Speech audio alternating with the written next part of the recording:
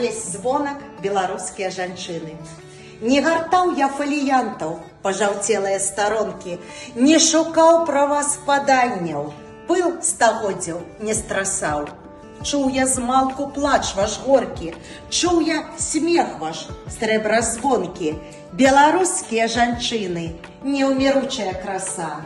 Станам заграбныя бярозкі, што павыбеглі край руні, замест воч адбіткі неба яснай чэрвеньскай пары, валасы ручайкі лёну, галасы напеў шматструнны, а усмешкі водбліск ясны санцавейнай зары.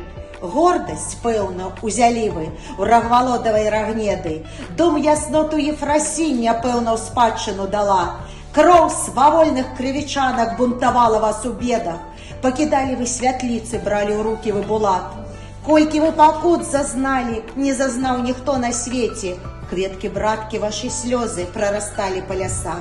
Сек няшчадна вам абліччы ліхалецце ў снег ды вецер, а не звяла, не змарнела ваша гордая краса.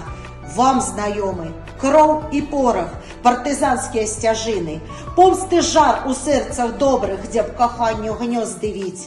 Вы на смерць ішлі без страху, беларускія жанчыны, у імя радзімы светлай, міру, шчасця і любві. Вы пачатак прыгажосці, вы жыцця першапрычына. Бачу будучыню вашу я в служэнні хараству. Я цалую ваши руки, беларускія жанчыны, я схіляю перад вами в знак пашаны галаву.